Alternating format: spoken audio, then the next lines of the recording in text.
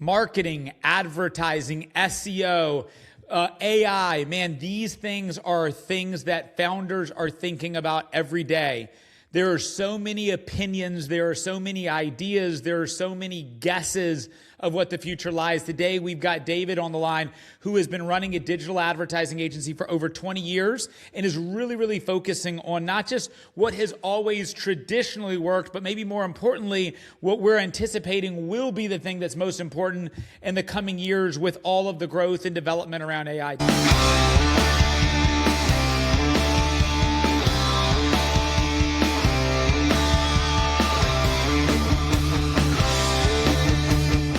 David, how you doing today?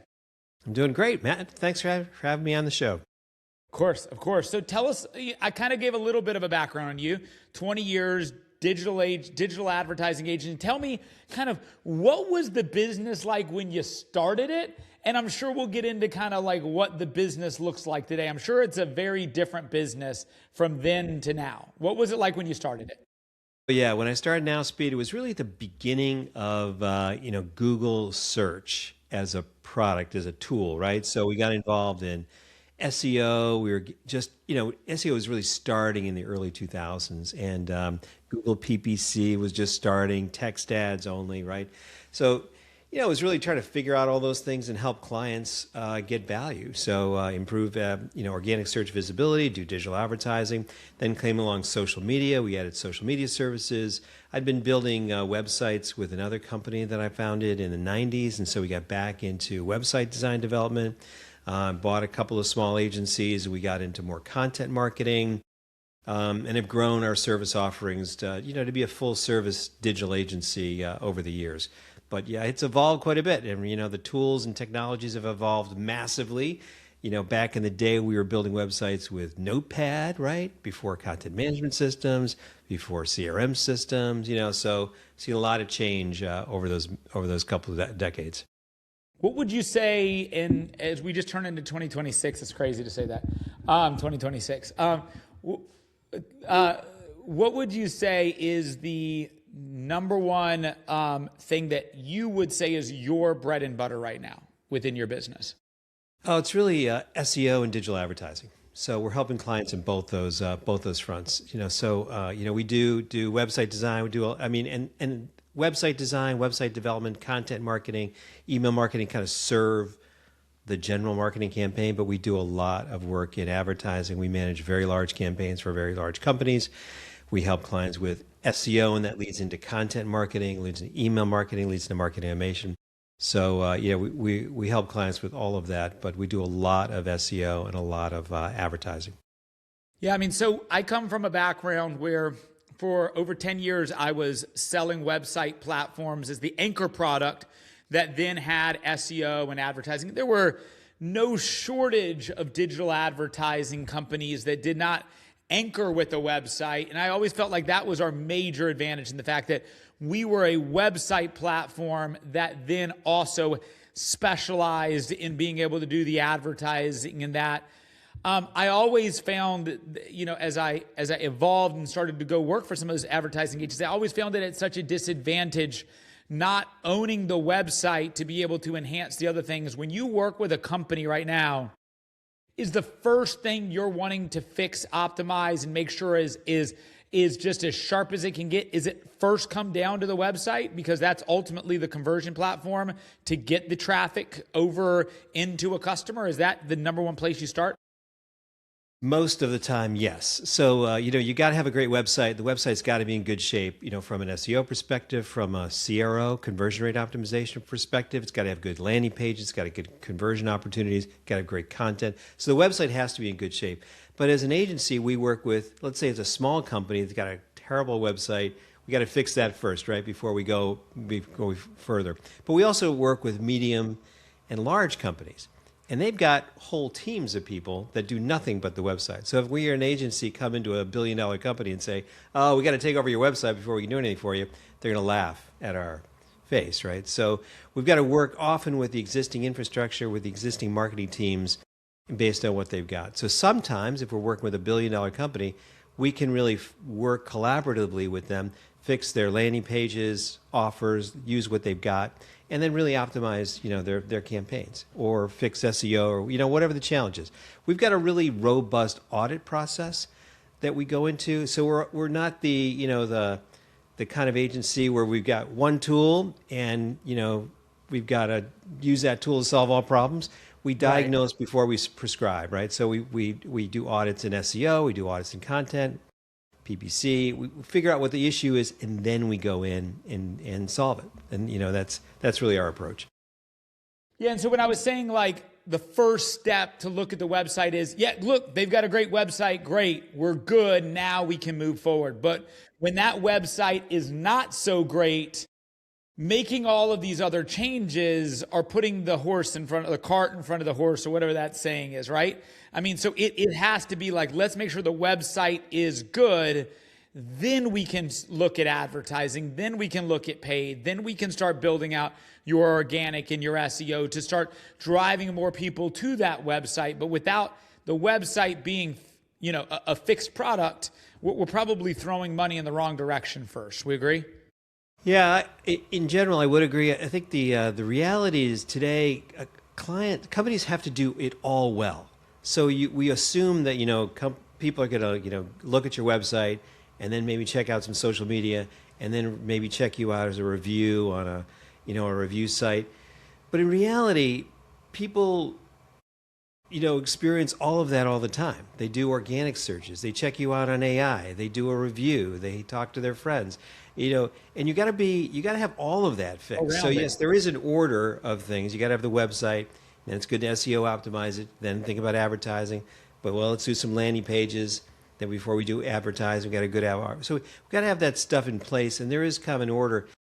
But in 2026, if you don't have all of that put together, you look like you're not a real business. So you got to get your stuff together. Yeah. I to your point, you have to be well-rounded. And the audience that typically is listening to this podcast is kind of one of two buckets, right? So for me, I'm a guy who's built sales organizations in a variety of different capacities. It started off in the automotive industry, and in that industry, it was in the marketing and advertising side, like what we're talking about. When I went on my own and started doing the consulting, it still was kind of in the automotive aspect or with marketing companies, but then those marketing companies weren't specifically in that. I kind of help those organizations that maybe are technical founders grow their sales operations. So half of the audience are generally people who want to get better at sales, are good at sales, are interested in sales. That's a lot of the audience we're speaking to. But the other half of the audience and the people we have on here are for founders, people that have created a business, founded a business, and a lot of them are startup founders. So a lot of these people aren't at that multi-million-dollar phase, even multi-billion-dollar phase, and some of them aren't even at a $1 yet phase.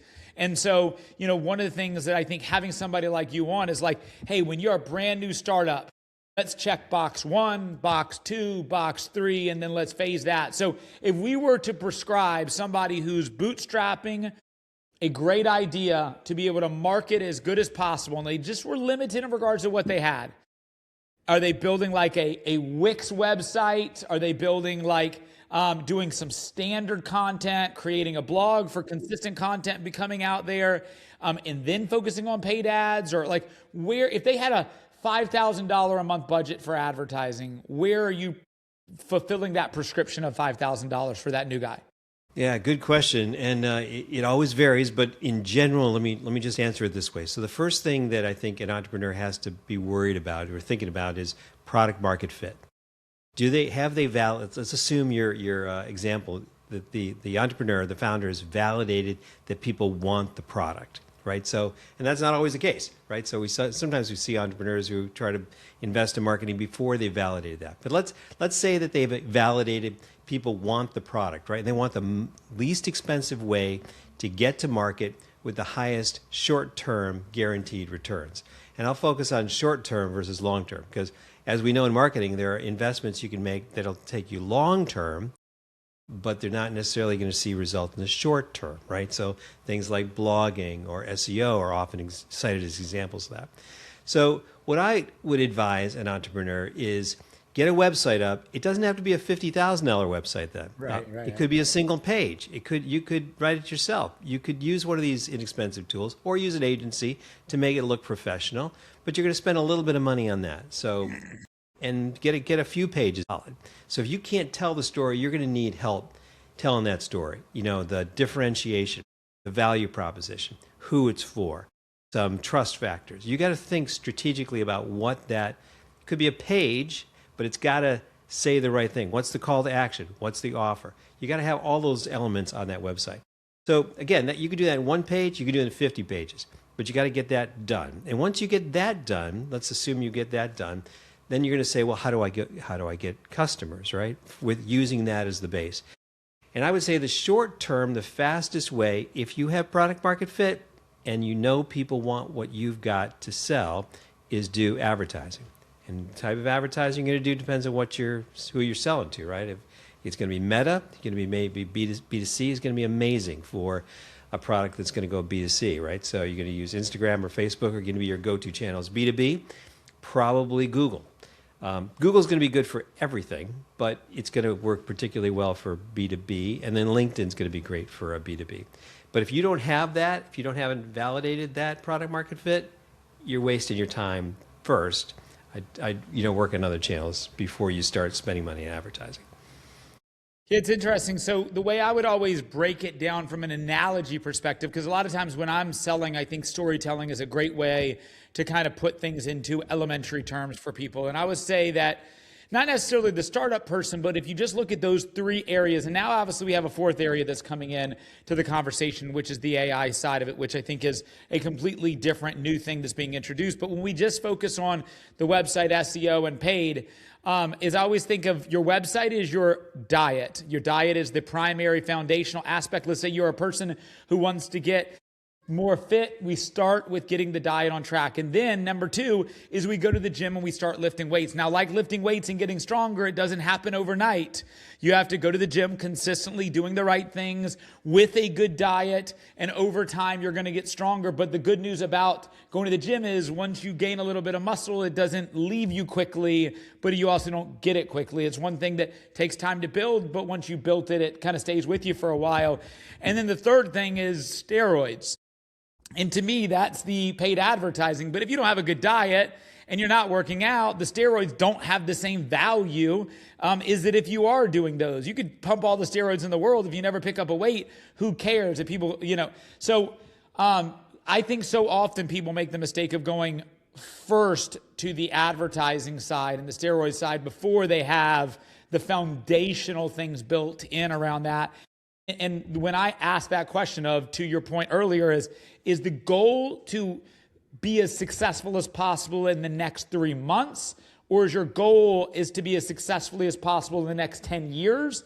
Depending on how you answer that would be the slight change to prescription I would give. I agree if the answer is under 3 months, website, hooks, advertising. If it's I want to be as stable and as successful long term, probably website, SEO, probably AI, and then advertising. But you have to be able to get the conversation started and start generating some revenue, and at least advertising can do that. Yeah, I would agree with that. And I think that, SEO is dependent on content and putting out great content on your website, telling that story in depth, answering the questions that people are asking is going to serve you with AI search, like with ChatGPT. Correct. Going to serve you. It's going to help you in all kinds of other ways, and it's going to be a long-term build. I think where I often lean toward advertising is, again, if you have their product market fit and you have a good offer, nothing gets an entrepreneur more excited than spending $1 and making $1.50. 100%. And yeah. so yeah. you start doing that, and they're like, "Oh my gosh, this is the greatest thing ever! I can make." You spend $10, I make $15. This is awesome. And then often they kind of think longer term. I think in an ideal world, do it all, man. This is not that expensive relative to hiring an employee, relative to building a building or setting up a manufacturing plant or ordering inventory from your suppliers. Do it all. Do your social media. Do your content. Get it all done. Well, just from a year ago, it's so much more valuable. I mean, not valuable. It's so much more affordable. I mean, The ChatGPT can do a lot for you these days. Now, you don't want ChatGPT to write all of your website content, but man, it can for sure give you plenty of ideas to write about. It can for sure give you foundational aspects to write about. For sure, it can give you a ton of things to be talking about on social media. It can give you a bunch of analytics. It can give you data. It can do that. Have you played yet, David, with Notebook LM? Yeah, it's a great tool. Yeah, phenomenal. Yeah. Somebody told me about this a couple of weeks ago. I took, as simple as this is, a 9-minute long form video about me talking about something that I do within my business. I installed that as a source with a pricing sheet and my website. And it created me a 9-minute debate around why you should use this part of my service versus this. It created me a complete presentation sales deck. It created me a video, an animated video. It created me an infographic, all within 2 minutes. Just putting in resources I already had available, already built out, and I created that. And then I wanted to build a personalized custom sales deck for a client I was presenting, and I needed to bring in a lot more analytical case studies, data points. Threw that in there, added in searching different case studies, and it brought in data, and I was able to create a sales deck for me personalized to that customer in less than 10 minutes. Yeah. Branded to my business. I mean, you can't beat it using AI to be able to help you be an incredibly more dynamic marketer for somebody who doesn't even really know marketing like me. I don't know marketing. Absolutely. And products like ChatGPT, Google Gemini, Notebook LM are phenomenal for creating a lot more content, helping you answer questions, building out your blog strategy, making them look great. And there was a thought like a year ago that AI tools the LLMs would lower the demand for marketers. And what I'm finding now is that what it's doing really is letting us build all the stuff we always wanted, right? You always wanted to have that sales deck. You're like, do I pay somebody $10,000 for that sales deck? There's no way I'm going to do that. Oh, but I could have that. Oh, wait, could I have like 5 more customized for every industry? I always wanted one infographic. Really, what I wanted was 30 infographics. One for every industry, for every stage in the buying cycle, for every one of my products. And so now we're building out all this stuff. The challenge with those products, though, as an agency, is we might use those to illustrate, we call them, derivative content. So you write a blog article, and then you create an infographic based on that. And we create an infographic based on that, and the client says, oh, that's cool, but can you kind of change this? Can you update it with my branding? Can you, it's not quite right. Could you kind of move that box over here? That PowerPoint that you created, could you kind of rearrange it and kind of get those, and add those and we're like, no, you can't do any of that. No, you kind of get what you get, and do you like it? It's phenomenal.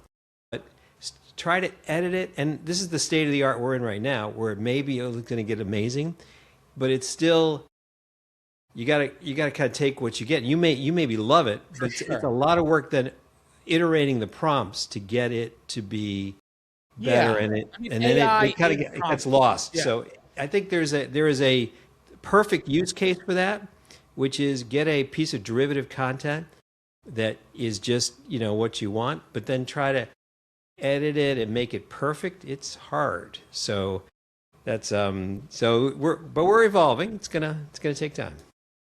Yeah. To that point, I do think AI is prompting. I think that most people don't understand that how well you prompt AI is what you're going to get out of it. If you give it a basic prompt, you're going to get basic outcomes. If you give it really specific, dynamic, intelligent prompts, then you'll get a dynamic result from it. I was so impressed with that. One of the other things, David, I've been working on a lot over the past year is the value of video branded content. And I don't know if you guys do any of that yourself. I mean, so for me as a guy, I have a website. I don't get a lot of traffic on it. I don't market it. It's just not the business I'm in. It's hard because I don't run kind of like a locally focused centered business. It's hard to really stand out in a national competitive. I do coaching and consulting. My website's not my driver. My social media is my driver of my views, right? So we really worked heavily on building the organic platform of marketing on our social side. And one of the things that we really learned is the difference between building our business brand, but then making sure that the leadership has their own individual brand inside of that. And for me, when I originally created the podcast, it was because I was curious. I'm a guy who digests a lot of podcasts. I'm curious. I like to learn. And I'm not a natural self-promoter, David. So like, if you would have, my team was like, get on the camera and say this and say that. I'm like, that's not me. It's just not natural. But you get me to talk to an interesting person like you, David, and we can talk for an hour about things I'm interested in, things you're interested in. Through that, organic content will be created on video. So that's where it started. And then we have evolved that pretty drastically to where now I created my own YouTube channel that has my own personal brand of content, training, and stuff that I do internally that we've made video. But man, just before I did all of that, when I just had the podcast and putting out clips, it increased my outcome drastically because now I was more relevant. I was a real person. People trusted me more. They knew of me. They heard my thoughts in a long form capacity, not in a 30-second clip. And it helped me drastically. I don't think enough entrepreneurs, enough business leaders are investing enough time into their own personal brand. But David, tell me why I'm wrong. No, I think you're absolutely right. So I think that is one of the keys to success. So, so I have actually 2 podcasts of my own. And so kind of taking those clips, putting them out on my social channels has been really good for us as well. So kind of putting those podcasts, being on podcasts like this, taking those clips and putting that out there. No, video is huge. And I think it's changed so dramatically. I mean, think about where we were 3 years ago. If you wanted to do video 4 years ago, right? You would hire a video crew, $5,000, $10,000 to come to your office, shoot the B-roll, shoot the interview, do the editing, produce the whole thing. It was expensive, and really high quality. And I totally respect the people that do that kind of work. And that kind of work is still important in certain environments. But today we get to create personal video like this. We get to do like a recorded webinar, just right from your desktop where you're recording a webinar. You could record an interview with the CEO if he or she feels comfortable in that environment. That could be like a great piece of content. And now we're experimenting with AI-generated animated video, explainer video, that's that mascot-based video that's kind of AI-generated. I think the part that I'm not comfortable yet is the AI human-generated video. So one of my team members actually took my video and fed it into one of the tools. Same thing to me. And created a video that was super creepy. So yeah, they said I was in this setting, just like this, on a podcast. They have hours of my audio, so they were able to duplicate my voice. They put me in this setting, and then they had my mouthing things I never said before.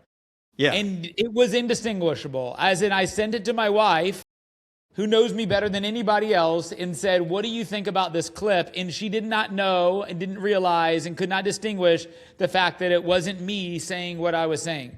I'll tell you better yet, David, just on Tuesday, I was on social media, and I saw Stranger Things. You know that show? Have you ever watched it, Stranger Things? I haven't, but I've heard of it. You know it, though, right? Yeah. All right, I've never watched it either. So you and I are like the only 2 people in the world who's never watched it. But there's main characters on there. This guy in Asia has built an AI thing that he's showing him in the bottom left-hand corner, and he's moving, he's talking, but it is the actors in Stranger Things, and they get as close to the screen as this, and it is as clear and as concise and as everything. And he can talk, and it comes out like them. It looks like them. It is them. It is indistinguishable to those people.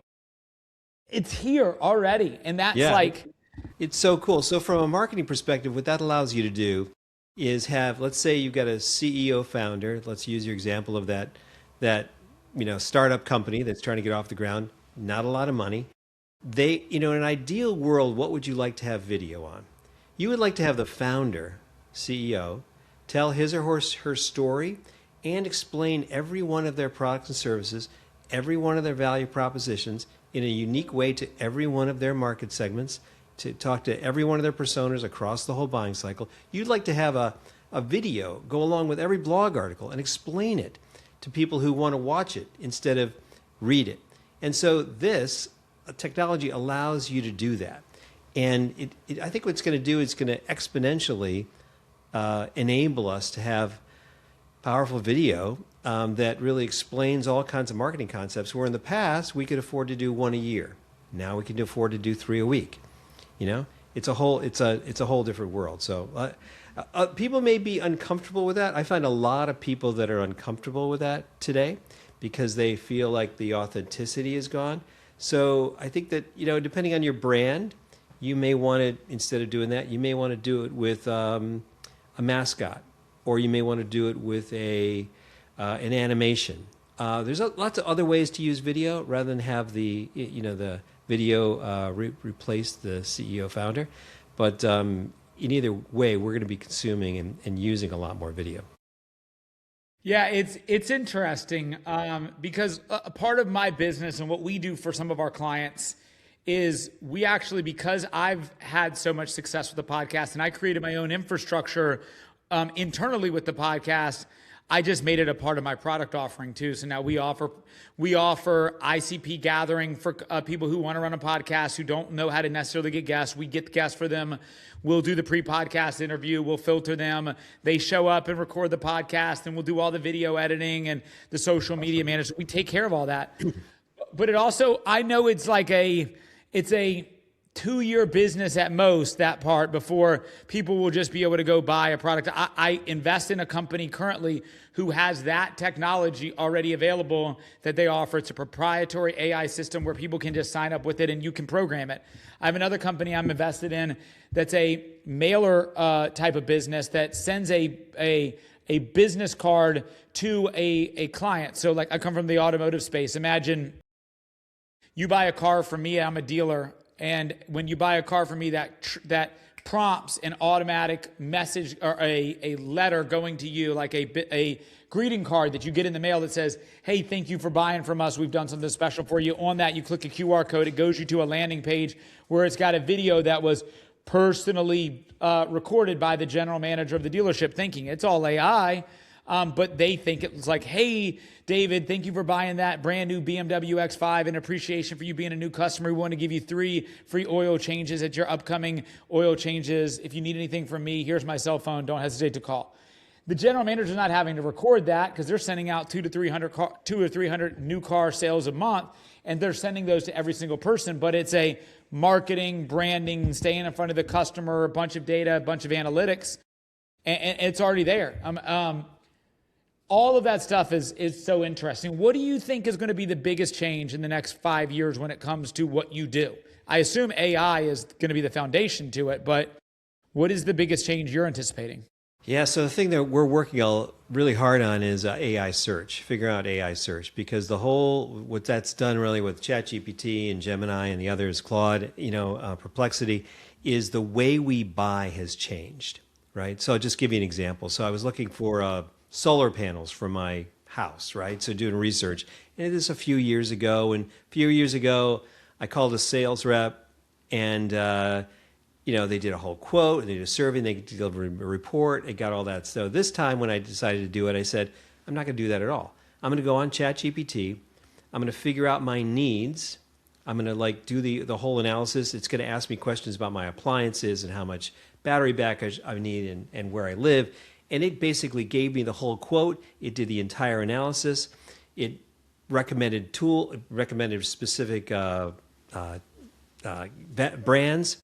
And at the end, I said, hey, can you recommend any vendors who could install this for me? Right. And it gave me 3.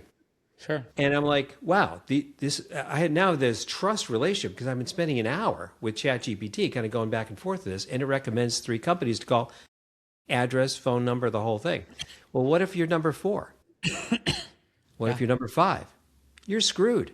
You're totally screwed because it's decided who the best 3 are, and it's going to give those out every time. So what we're doing with our clients is just working on it's like SEO, but SEO for AI search. we're working on strategies to help everybody get better visibility on in AI search. We're working on the analytics, the content strategy, and what we call business authority to help build, really train the LLMs to educate people and give better visibility to our clients.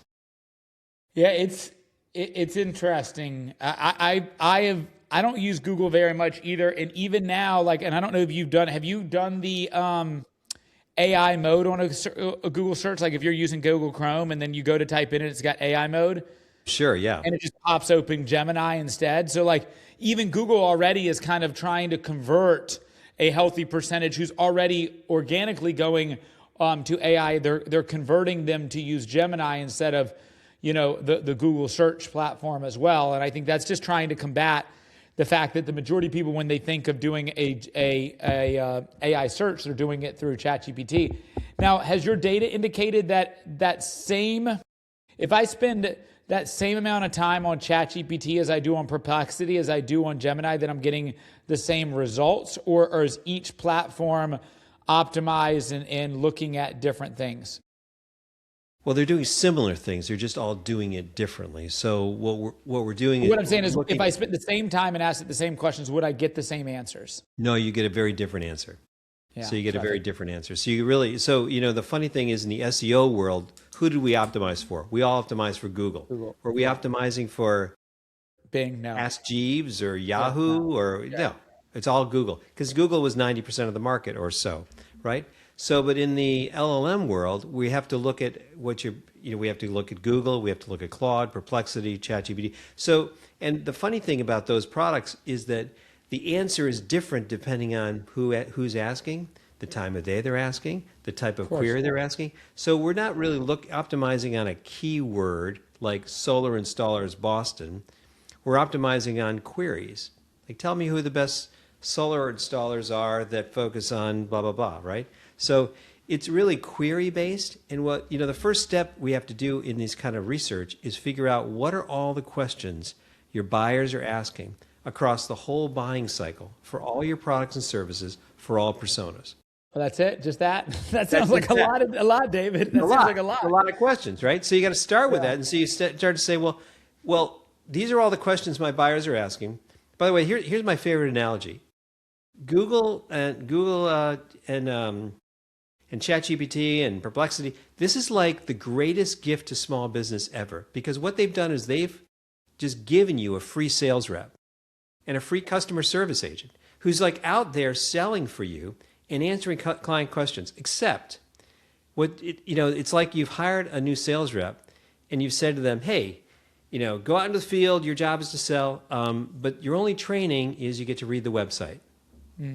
Oh, we didn't do any training for that new sales rep. How are they going to perform? Well, they're not going to perform very well if all they're going to do is read the website, especially if you created that one-page website like I advised you to in the beginning, right? You create the one-page website and then you expect this new sales rep to be perfect and answer all the questions. Well, it's not going to happen.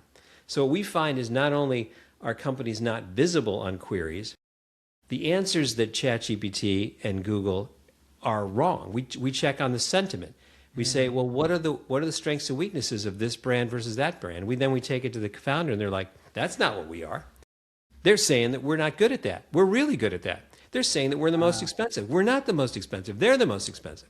So you've got to create content. You've got to answer these questions. You've got to train the LLMs properly to represent your brand and tell your story. Is the best place to train the LLM in a blog-based format in a Q&A side of your website? I mean, where should you house those questions and answers?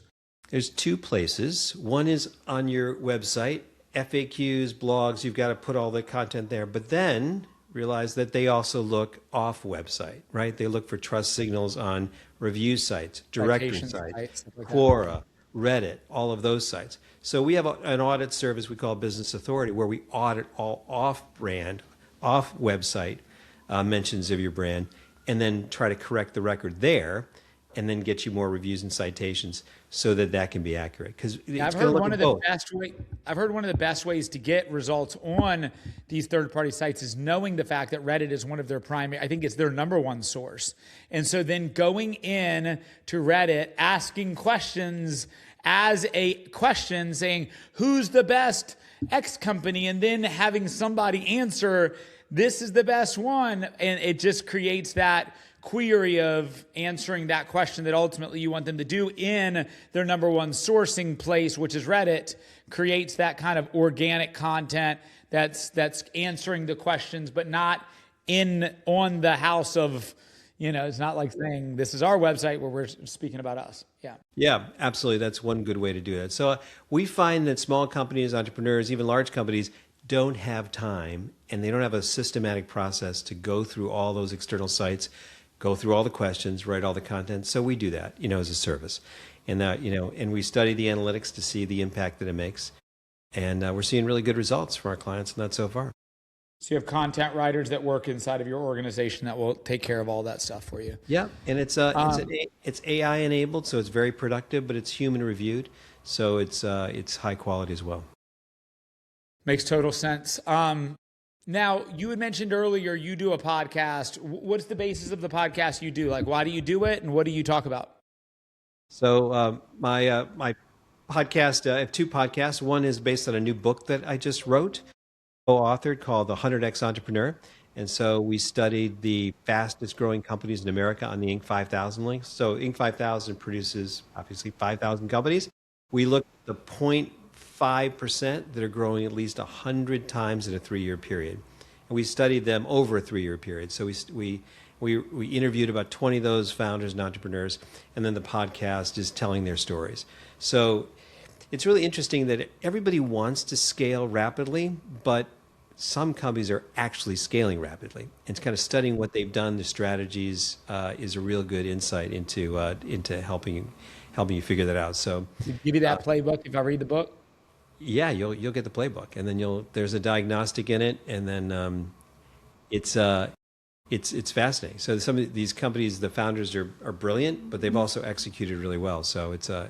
Do you think it's without? And I don't want you to give up any of the information. And if the question I'm asking you kind of gives up the answer, so somebody doesn't have to read the book, do you think it's more founder-led or product-led? Like, is it more of what they offer or who's leading the offer? It's got to be all of the above. So in order to grow rapidly and scale, you've got to have great product market fit. You got to have a product that solves an important problem for a lot of people that works, right? So you got to have that product market fit. And so some of our the people that we interviewed were the founders of Wayfair, right? So back in the early 2000s, they created an e-commerce platform that worked, was effective. They solved a ton of problems, and they grew like crazy.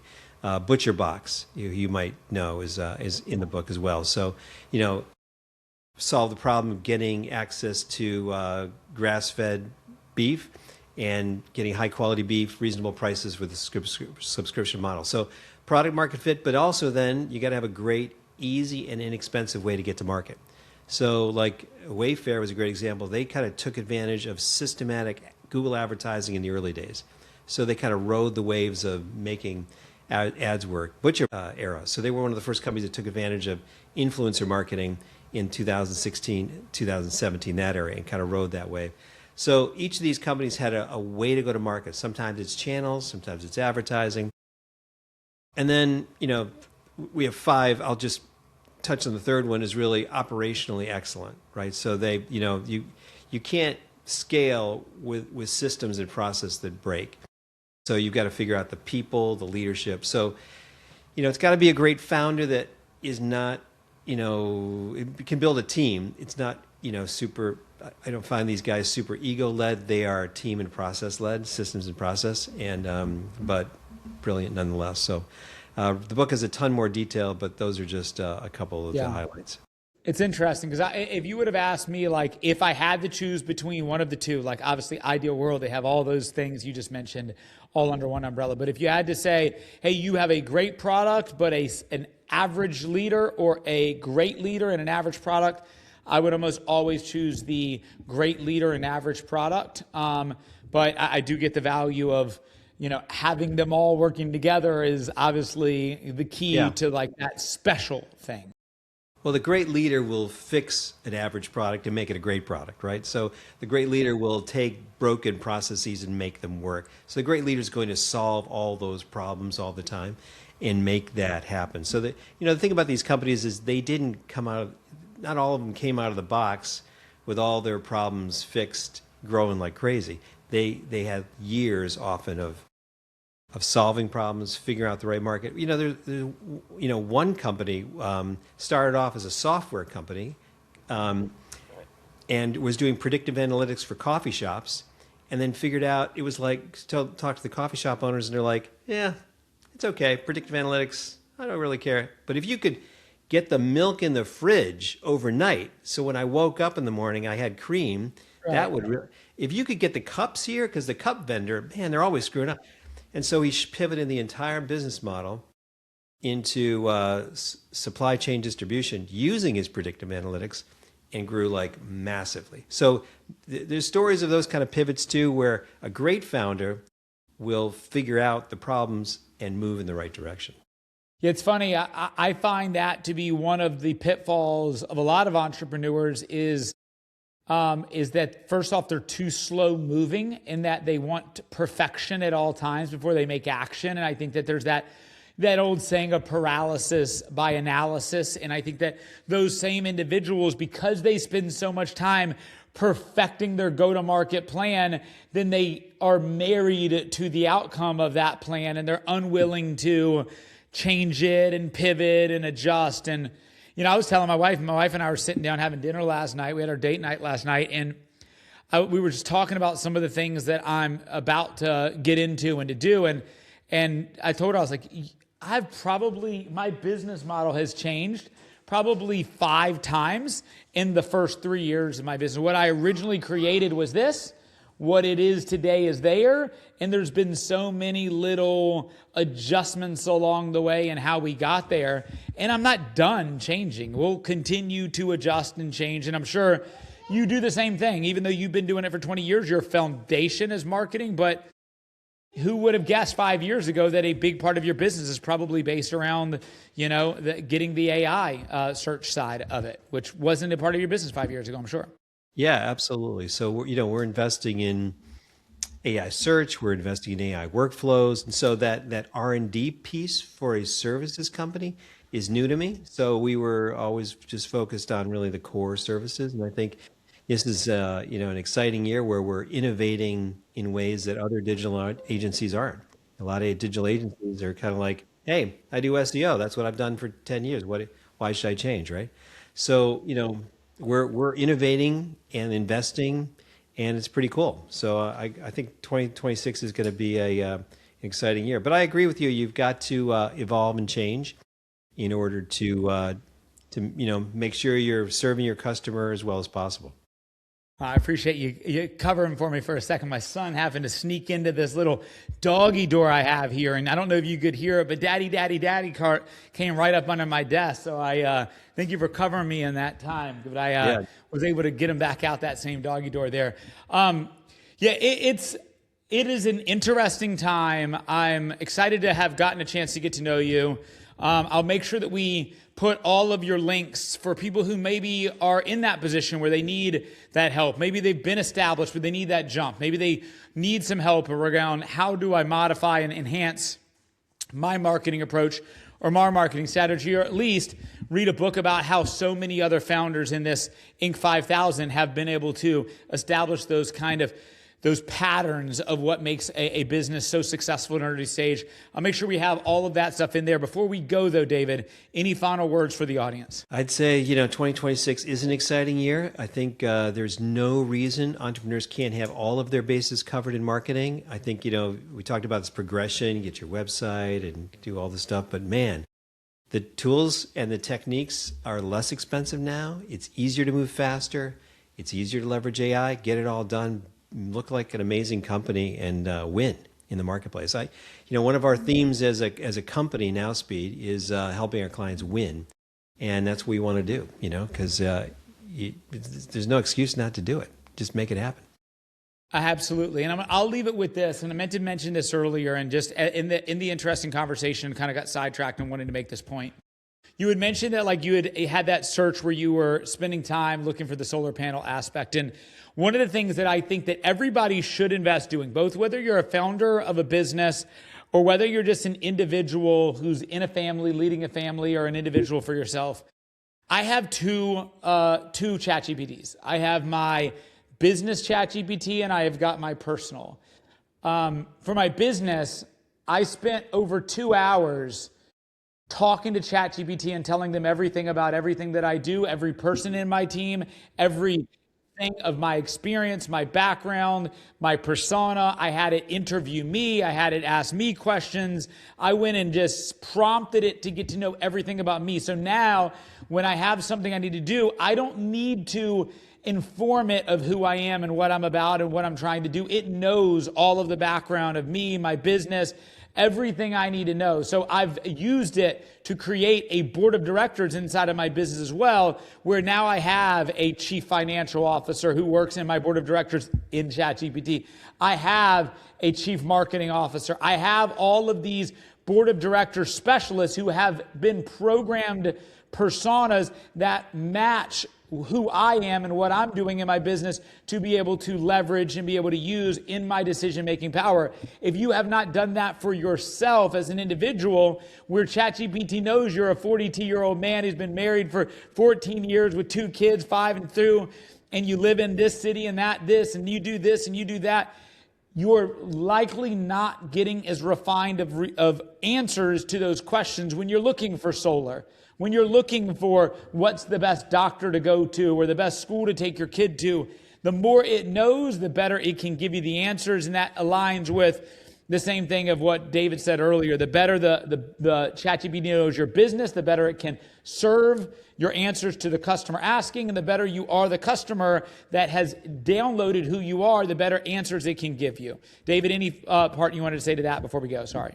I think that's brilliant. So, it kind of reminds me that we've been talking about using products like ChatGPT and Gemini to create content, create video, create blogs, but it can also be a phenomenal thought partner. Absolutely. And strategy guide. And like what you've done with your personal board of directors, your corporate board of directors is brilliant. So there are no limits anymore. There are no limits. These tools favor experts who are thoughtful and innovative. And so by definition, all of your listeners who are founders and entrepreneurs fall in that category. So there's massive opportunities to leverage these tools as thought partners, as content creators, as strategy innovators. And so it's going to be a wild world when all this takes off. For all of you guys listening, obviously, as always, like, share, comment, engage with the content. The more engagement, the better it helps us get in front of more people. Go and check out all of what David said. Go buy David's book. Go check out his stuff. And if he can help you, by all means, I think he's well equipped to be able to help you guys with continuing to grow your business in that way. Until next time, everybody have a good day.